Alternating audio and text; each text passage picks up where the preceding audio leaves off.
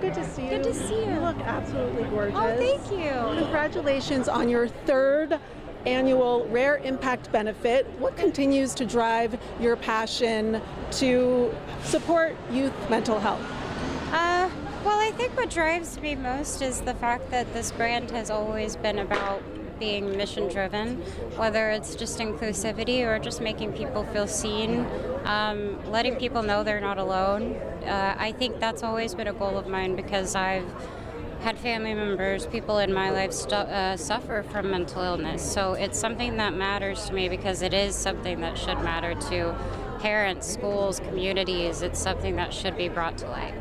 This organization has already raised $20 million, which is phenomenal, and the mission is to raise $100 million. That's so incredible. Tell us a little bit about how. I think our goal was to push people, and that's what we did when we set the goal for 100. I wanted everyone to get sort of, oh, that's not doable, because I feel like it is. Even though maybe it is far off, I know that it will be possible that we can affect people all over the world with that and just hopefully do good things.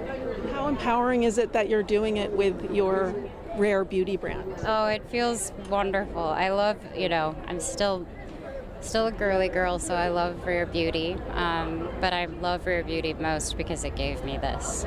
How do you personally recharge or protect your own mental health when life gets overwhelming like it does for all of us? Yes, I think it's important to always surround yourself with people that, whether it's one person that you just need a sounding board to talk to and that you feel any sort of emotion that you can trust. And you just dropped your new single, I Love It. It's on the soundtrack of Nobody Wants This. Are you a fan of the show? Yes, I actually just watched it because it was my first time watching it. So I'm a huge fan, and it was an honor to do a song. Can you tell us what the inspiration was behind it? There wasn't. It actually was a song that I had for a couple of years, and it actually worked perfectly with what they were doing. So I thought I would do something cute for my fans. Lastly, the season finale of Only Murders in the Building, did you know it was going to end like that? I did not know until the 7th episode, but I'm really, really surprised. They keep surprising us, even me, as someone who's a part of the show. They continue to outdo themselves, so I'm happy. And now the show is heading to London. How excited are you? Very. It's going to be a lot. It's going to be the whole family, but I can't wait. When greeted, she smiled warmly and was complimented on her appearance, graciously accepting the kind words before being congratulated on hosting her third annual Rare Impact Benefit. Asked about the motivation behind her ongoing commitment to youth mental health, she explained that the driving force stems from the brand's core principle of being mission-driven, emphasizing inclusivity and ensuring that people feel recognized, understood, and not isolated. She shared that her personal connection to mental health comes from witnessing family members and others close to her struggle with mental conditions, making the cause deeply meaningful for her, as she believes it should be for parents, educators, and communities at large, insisting that mental health should be openly discussed and brought to everyone's attention. The conversation turned to the organization's impressive fundraising, having already accumulated $20 million, with the ambitious goal set at raising $100 million. She reflected on the intention behind that lofty target, saying they wanted to challenge and energize people, intentionally choosing an amount that would make others question its feasibility, but she holds a firm belief that, even if it seems distant, it is within reach and that achieving it would allow them to make an impact on lives globally, spreading positive change. When asked about the empowering feeling of achieving these milestones with the Rare Beauty brand, she expressed her excitement, confessing that she still enjoys the essence of the brand, describing herself as a girly girl at heart, but emphasized that her greatest appreciation for Rare Beauty comes from the platform it gave her to pursue this impactful work. Subscribe now for more inspiring stories like this.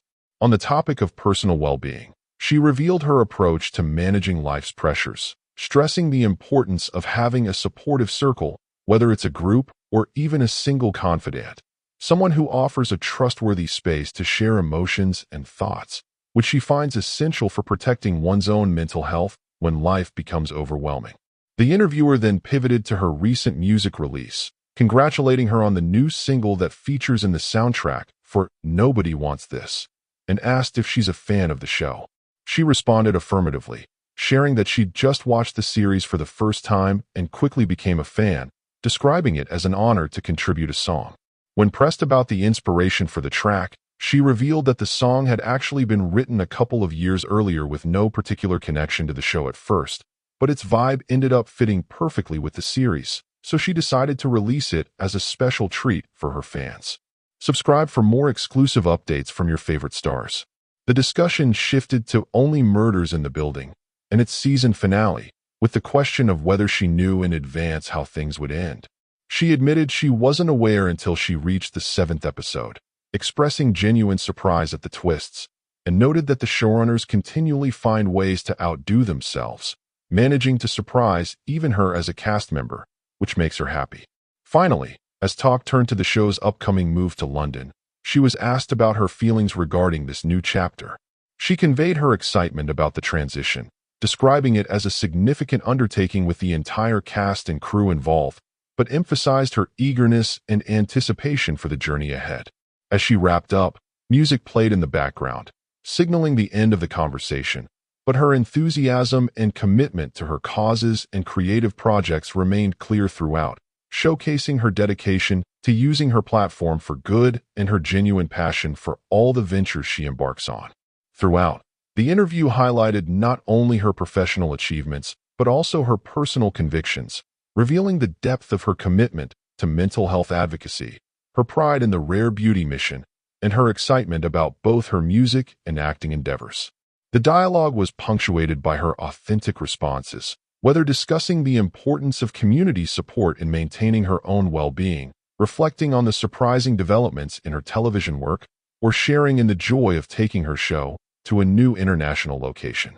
Her openness about having a song ready for years before it found the right moment to be shared exemplifies her approach to creativity, patient, thoughtful, and always considering her fans.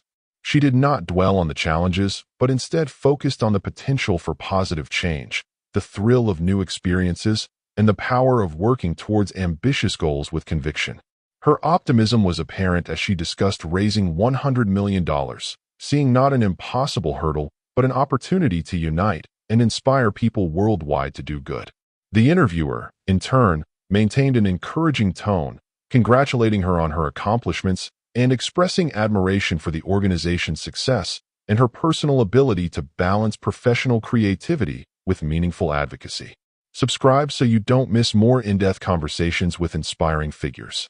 The interplay between her personal anecdotes and her broader vision for rare beauty and the Rare Impact Fund revealed a thoughtful approach to business, one that's not just about products or entertainment, but also about building a legacy that supports and uplifts others.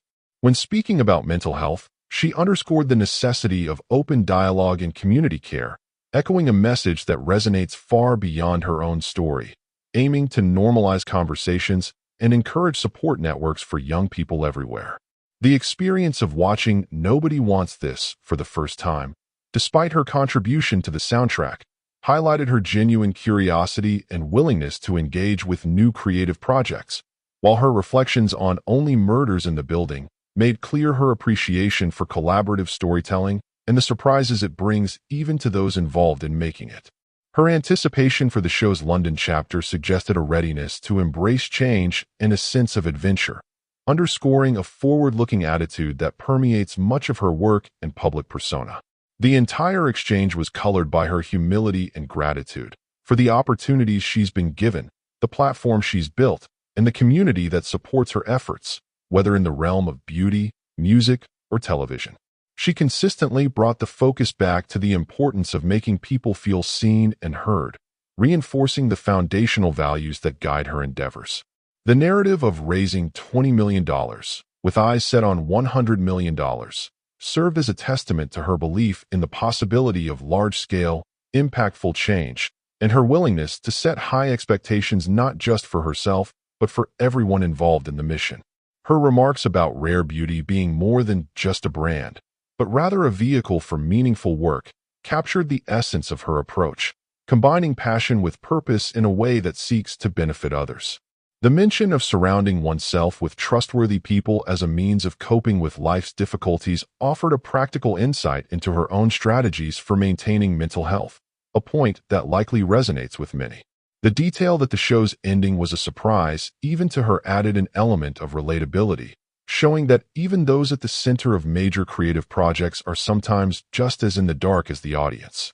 Her straightforward recounting of how an older song found its place in a new show highlighted the sometimes unpredictable and serendipitous nature of artistic expression. The closing moments, marked by music and her expressed excitement for new adventures, rounded out a conversation that balanced reflections on past achievements with enthusiasm for the future. Throughout, she communicated a sense of groundedness, blending a love for her craft with a sense of responsibility to effect positive change and inviting others to join her in that mission. The interview, while touching on various aspects of her career and advocacy, ultimately painted a portrait of someone deeply committed to her values, eager to embrace challenges, and devoted to using her influence to make a lasting difference. Her gratitude for the opportunities arising from rare beauty, her unwavering belief in the possibility of transformative fundraising, and her candidness about her own experiences all contributed to a narrative of resilience, hope, and inspiration. The interviewer's questions served to draw out these qualities, allowing her story to unfold in her own words, and providing a window into the motivations and aspirations that drive her forward.